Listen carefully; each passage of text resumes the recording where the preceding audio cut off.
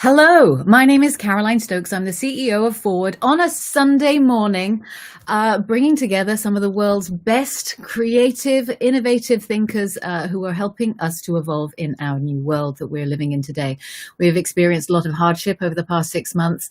A lot of us are in a far worse situation than others. And when I broke my leg earlier this year, I decided I really wanted to create some really good trouble by bringing together great people to help everyone move forward, and rather than feeling like they don't really know where to go.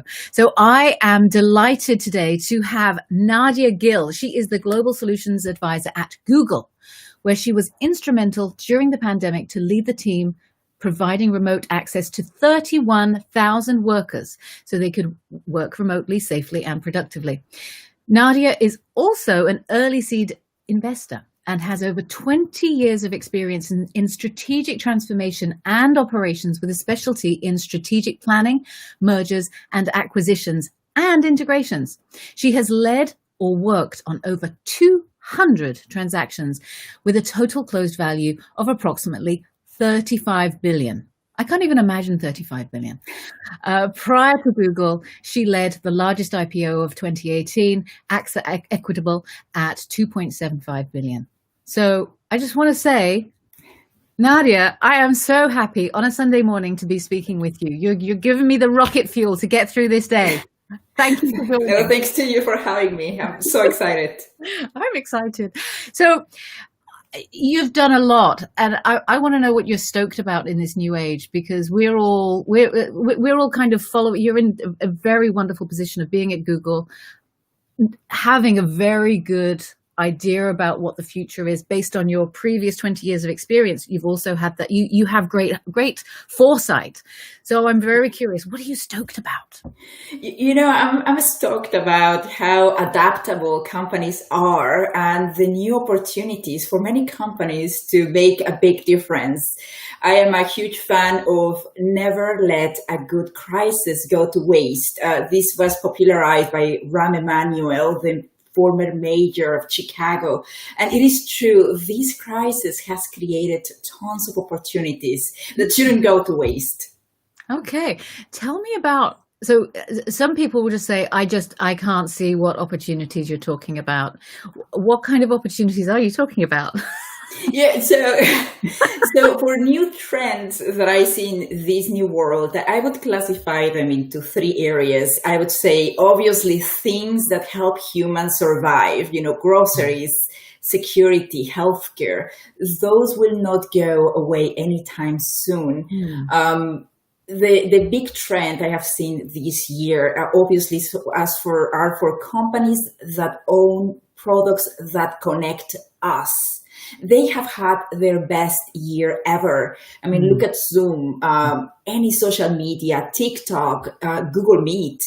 And in terms of entertainment, anything virtual. If I think about next year, even if with a vaccine, new habits have been created. People will go back to restaurants and theaters, but it will not be the same volume as 2019. I've been lucky enough to have been in the workforce for over 20 years in a strategic role. So that allows me to see things from a strategy standpoint. If we look back at the last two big crises, I'm referring to the post-internet boom of 2001 and 2 and the financial crisis of 2008. Even if they were not health humanitarian crises like the one we are facing today, amazing unicorns came out of them. Those were companies that did not let a good crisis go to waste. And I'm already seeing those companies this year.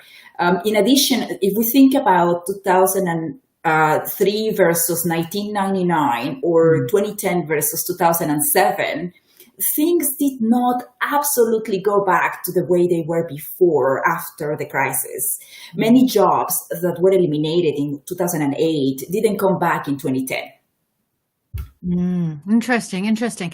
So it's interesting that you mentioned, so back in 2007, 2008, 2009, that's when Facebook really took off for the first time. I just remember everybody was feeling down, but then Facebook just took off, and it was that generation, I mean, clearly Mark Zuckerberg was very young. He was at Harvard University when he was manifesting that whole idea and putting it together on a very, very small scale. And, you know, right time, right place, right motivation, right everything just all came together for him.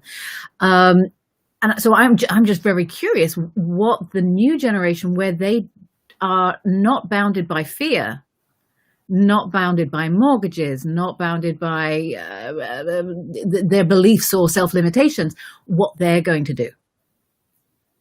Absolutely. And, you know, again, if we go back to the things, the three things that we see in terms of trends, anything that creates a product that connects humans, you know, virtually. I am seeing a lot of new trends, a lot of new products there. I mean, the platform we are using right today, Restream is one of them, for example. And you're right. Also, Uber was founded, I believe, 2009. Also, not bounded by fear of rejection and trying to find new ways to disrupt an industry. Things that I'm seeing in artificial intelligence and machine learning. Definitely marketing, you know, they're adopting machine learning in defining effective marketing strategies, natural language processing, conversational artificial intelligence, including chatbots. Those have huge implications for many industries, particularly fintech. Researchers are investigating the best ways to incorporate empathy and human emotions into dialogue systems. Imagine that. Digital data efficiencies, you know, enormous amounts of data are being produced, and industries will require machine learning to categorize the relevant data for efficiencies. There are many advances also in voice assistants to help processing operations with accuracy. Definitely cybersecurity to detect cyber attacks before they happen, and faster computing power.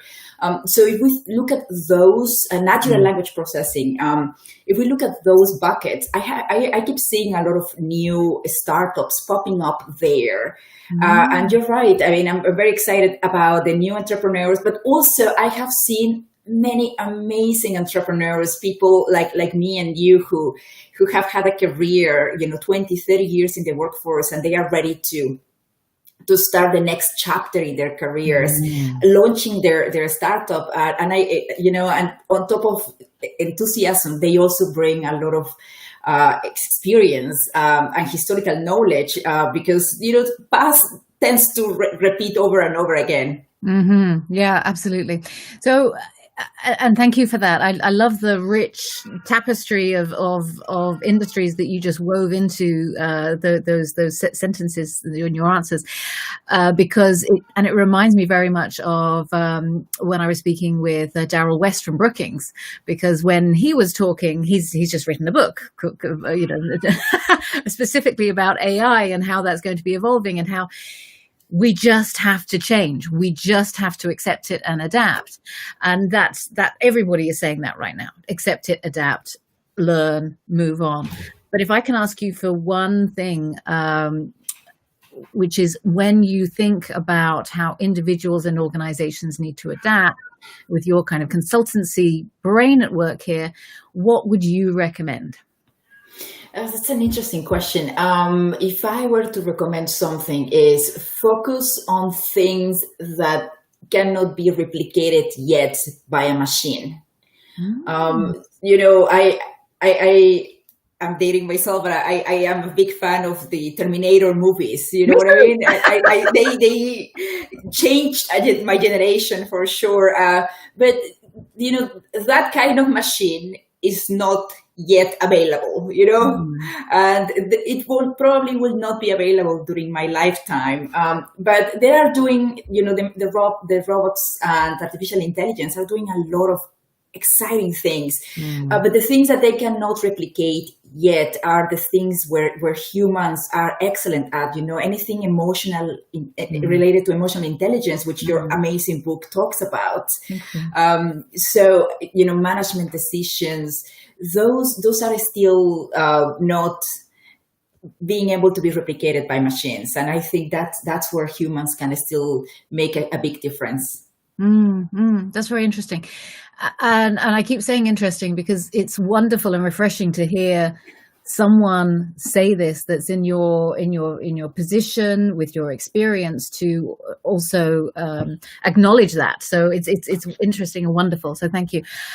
Again, people are going to be looking for something a little bit tangible. Is there any kind of tip or hint that you could give to help inspire someone to think with a new way forward? Because I think sometimes we find it very difficult when someone says, yeah, you have to use emotional intelligence for that, or you have to think, well, could you give me an example maybe from the past where it was demonstrated well? Absolutely. So this is an example when I was at Deloitte, and I have seen this happening in many other consulting firms. Part of the things that we were was a selling proposition for Deloitte and other firms is, the technology that we have for digital data efficiencies, in mergers and acquisitions. I'm getting very tactical here. I'm listening. You get a data room. When you're about to acquire a company, you get a data room with thousands of documents. And in the past, when everything was either in paper or still electronic, you get a lot of the young people, the young analysts reviewing that amount of data. Now there are many applications that are already up and running, and was a selling proposition that, look, we have all these apps that that are probably even better than humans at looking at the contracts and the documents and finding the helping with this deal, and that would save you not only time but also money. And what is different about us? Yes, we have the apps, but also we have the expertise based on thousands of transactions that can make the difference in your deal. So again, if we go to a very basic example. When a person is driving using Waze or Google Maps, and they get to anticipate traffic and street closures, they are an enhanced, what I would like to call an enhanced human. You know what I mean? A more effective human at driving than someone using a paper map. So that's the same in professional services. We are becoming enhanced humans because we are using the apps to help us do the repetitive part of our work for data in particularly, and using the human knowledge and ability with emotional intelligence to create the other parts that the robots cannot help us with. Very good. So I think the challenge for everybody is to just think, what is it you're good at, and what could you potentially adapt? And it could be as simple as someone is in a marketing department and trying to enhance something in that department that will enable them to perform better. It may not necessarily be a startup situation, for example, or it may not need to be a company that's needing to do a huge pivot. You can start very, very small to make that difference. So. Yeah, right, and I absolutely agree with you. We both know Dory Clark. Her books, Entrepreneur You, and they talk about it. You know what I mean? You do not need to quit your job to be an entrepreneur inside of your job. Yes. That's a great point. Yes, we love Dory. Dory the best. She's the best. So this is my favorite question. Good trouble. As we know, John Lewis owned that. I hope he has it on his gravestone. When he passed, this is what inspired me to create the podcast. What good trouble are you creating, Nadia? I would like to think of myself as a troublemaker, a good troublemaker. So on the personal side, I continue to mentor entrepreneurs and people early in their careers, college students, MBA students. And this is a way for me to give back to the amazing men and women, executives who took the time to mentor me back in the day. I also continue to invest in startups where I firmly believe they can either either make it big or can make a huge difference for humankind. Also, a lot of startups owned by minorities. Some of my investments, one of them that I'm excited about is a water purifier company. They have developed a technology that can filter viruses, and that's huge for developing countries. It's called the Grail. Another one I'm excited about is a coffee robotics company, Cafe X. The founder, Henry Hu, he built the robot, and they don't need any humans for preparing and selling you coffee. The coffee is excellent, by the way. They have a couple of locations in San Francisco and some airports, but that's where I see the trends going. So that's where I'm being Tell me a about troublemaker. Water Purify. How do you spell that company name? The Grail, like the Holy Grail. The Grail. Yes. That sounds fantastic, because that's going to change people's lives. So Yes. much. Yes, and I was talking with them about, what else are you doing? They are based in Seattle. They are fantastic. So they have they are sold in many stores, adventure stores, sports stores, and Amazon, of course. And yeah, they are continuously evolving. They have a team of great scientists in their company. That's fantastic. Very good trouble. That is good trouble. I like your good trouble. Though I don't think baristas will see that as good trouble. Just letting you know.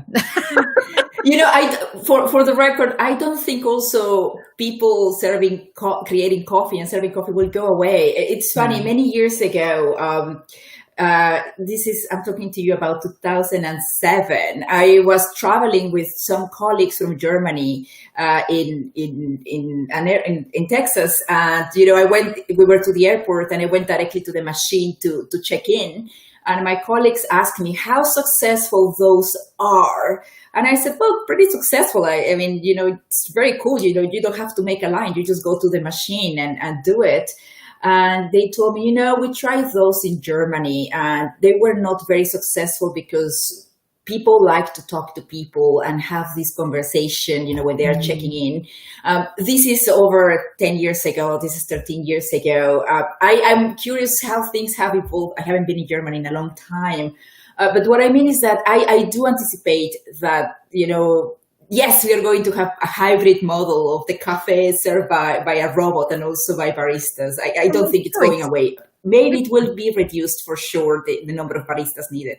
Yeah, and maybe some baristas don't want to be doing barista work. So yeah, it's like all hail the robot barista. You never know. Okay, so you talked about doing your good trouble, really wanting to evolve. You're evolving and shaping the world in such a dynamic way, and you've been doing it for 20 years. This isn't just a hobby. You do this for a living. Why is it emotionally intelligent to do that? I believe in making a difference in your lifetime. Hopefully a big one or a small one is fine as well. But also the mentoring part that I do, I believe creates stronger cultures at companies. And quoting you from your amazing book, Elephants and Before Unicorns, these allow companies to adapt to industry trends and workforce shifts, which I think they are becoming faster and faster every year. Yeah, I completely agree. I'm just delighted that you said it. So I'm like, it's a fantastic book. Compliments. Thank you for that. What is one last thing you would like to share with the viewers on how they can evolve? Don't let a good crisis go to waste. Something I learned from the amazing crisis communicator Helio Fred Garcia from the Logos Institute for Crisis Management and Executive Leadership. They told us the Chinese word crisis is made up of two characters. One of them means danger, and the other character means chance and opportunity. And again, history has shown us that out of the big crises, amazing things can happen. So don't let a good crisis go to waste. Beautiful. I may have to write that down. Maybe even tattoo it. I don't know. Thank you. That's wonderful. Thank you. No, thank you. It was fun. Very generous with your time. Thank you very much for joining us today. Thank you.